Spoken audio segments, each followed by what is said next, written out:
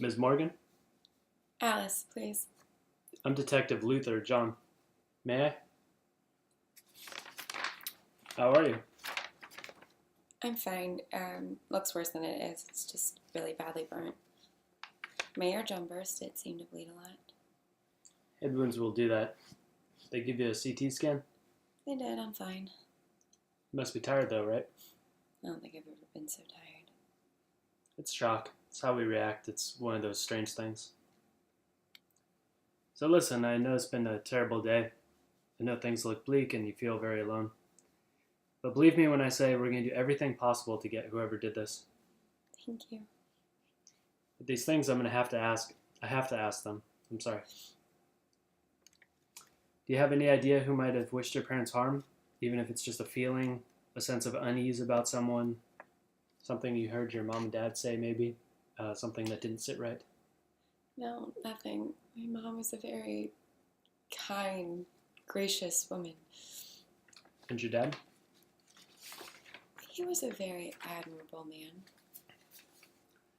The thing is, Alice, this kind of was a singular crime. No sign of robbery, no no sexual motivation.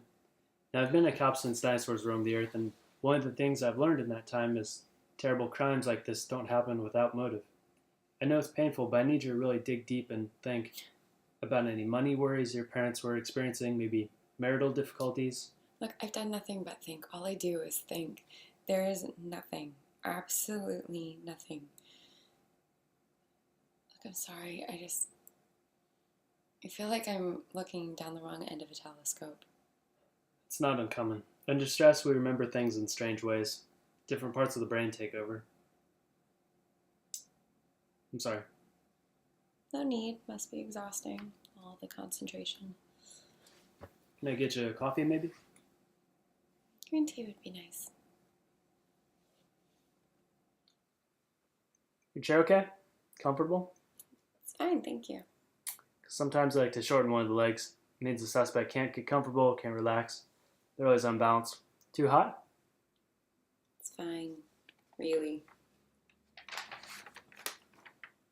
So you got your PhD at 18. Astrophysics, was it? Dark matter distribution in disk galaxies. Dark matter. That's the stuff that makes up the universe. Except we can't see it. It doesn't interact with the stuff in a way we'd expect. Well, its presence can be inferred by its gravitational effect on visible matter. We know it's there, we just can't prove it or see it. I mean, detective, would most officers be able to gain my trust by having this conversation? I just like to read books. Beats burning them. You practice it. You're the one who's practically a genius. Practically. So you went to Sorbonne at... 13. Wow, that's young. That's really young. I mean, it's bad enough just being the smart one in the family. These kid prodigies, they have it really tough. They're not one thing, they're not another. Freaks, really. Expect your parents were proud, though. Very. Age 9, I proved tangent minus 1x. I didn't know at the time James Gregory did 300 years before, but they bought me a dress, got me on the news. Still, what must have been like? You're 13, your classmates are, 20, 22? No friends your own age? No boyfriends? It's quite a presumption.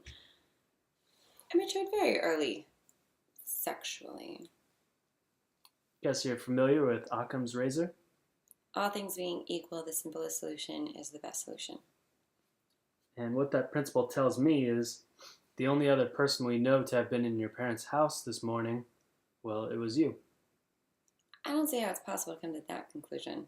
There's no evidence of an intruder. Yes, but the absence of evidence isn't evidence of absence. Okay, fine, I'm making a leap. But it's a tiny leap. More of a hop, really. A skip. Detective, is this where you ask me if I hated my parents? It's about that time, yeah. Did they make me a freak? Yes. Did I hate them? Absolutely. Did I kill them? No. Can you prove that? Can't be done, can't prove a negative. Well, innocence is a negative. It's the absence of guilt. Well, then that makes the burden of proof all yours. If you think I did this, it is up to you to determine how and when. And I won't be able to do that, will I? You can certainly try. Because there's nothing. You don't interact with stuff we know about in the way we'd expect. Your presence, your actions, they can only be inferred by a certain absence. Is that a compliment? Absolutely. And honestly, it's well deserved. I applaud you. I hope you're not trying to beguile me. I wouldn't be so silly. But here's the thing, Alice.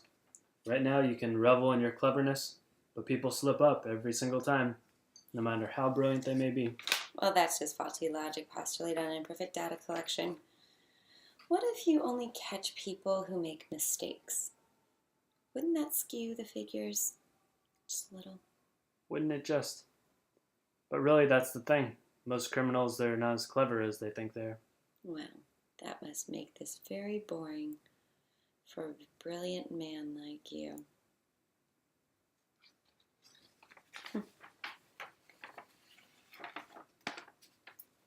Thanks for your help. You're free to go. Well, I enjoyed our chat. Me too. You're very interesting. I might decide to keep you.